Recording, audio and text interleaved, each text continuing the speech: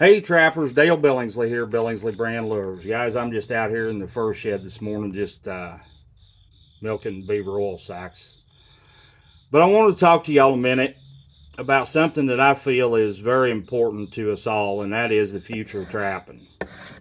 I'm not going to try to get on a big soapbox here, but there's some things that I think we need to point out. Number one, we all know that there's no youth coming into trapping. We know that for a fact. And I don't know what the answer is for sure, but I would like to put a challenge out to you, and that is to try to get a kid involved. Just do everything you can to take a kid with you on the line this year and try to get them involved in it. And we also know that our memberships in our state and national organizations is dropping terrible. Uh, there's like, for instance, here in Iowa, I think there's and don't quote me on this, but it seemed like there was like 15,000 fur harvesters licensed sold in the state. Now, granted, I understand a lot of those are probably bow hunters that have, stuck a bobcat and need a fur harvester's license to get it tagged.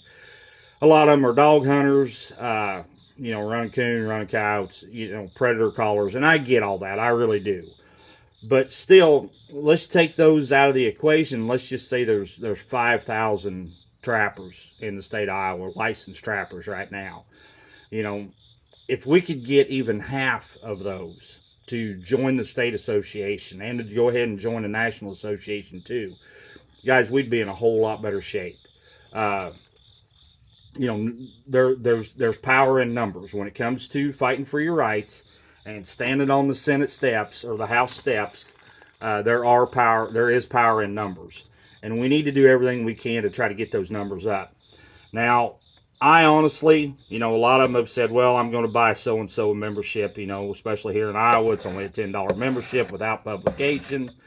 I'm going to buy so and so, their membership. Well, that's great. That's fine. That's well and good. And it's all appreciated. It's all needed. But in my opinion, and this is just my opinion, if you buy their $10 membership, they don't get any publications, so they don't know what's going on as far as, because the association news, I think every one of us that are a member of a state association get, if you pay for that membership, you get the Trappers Post publication, every couple of months in the mail.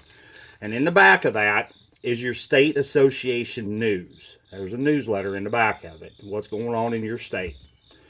So if they join without a publication, they're not getting that. They're not getting the information to them.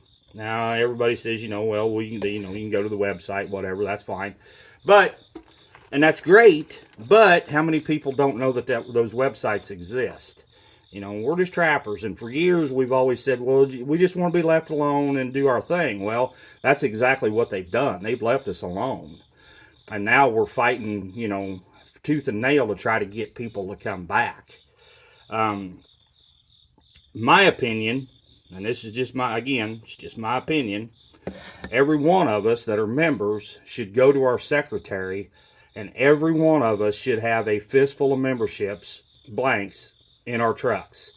And when we run into those trappers that are out there that aren't members, that should be something we should ask every one of them. Are you a member of your state and national association?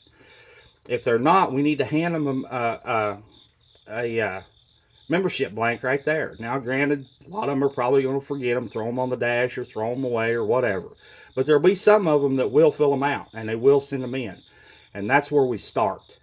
And then we go from there. And where we go from there, I'm not sure. But I think that's a good starting place. Get a kid out there, or 7 of them, whatever you can handle. Get some kids out there, get them involved, show them what it's about.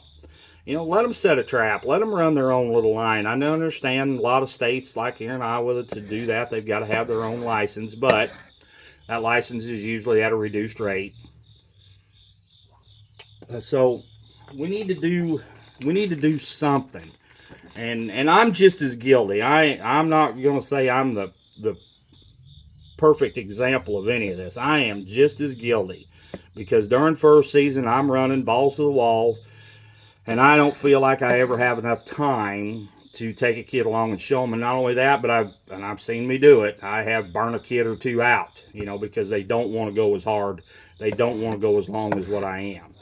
That's not bragging. That's not complaining. That's just stating a fact. So, guys, I think there's some valid points. I think there's some things that we can do. We just need to get our heads together and get to brainstorming and figure this deal out. And like I said, I don't know where it's going to go, but I really believe that if we start carrying some membership blanks with us and passing them out to folks, I think that's a good starting point. Anyway, I'm going to jump off the soapbox here and end this and get back to squeezing oil sacks.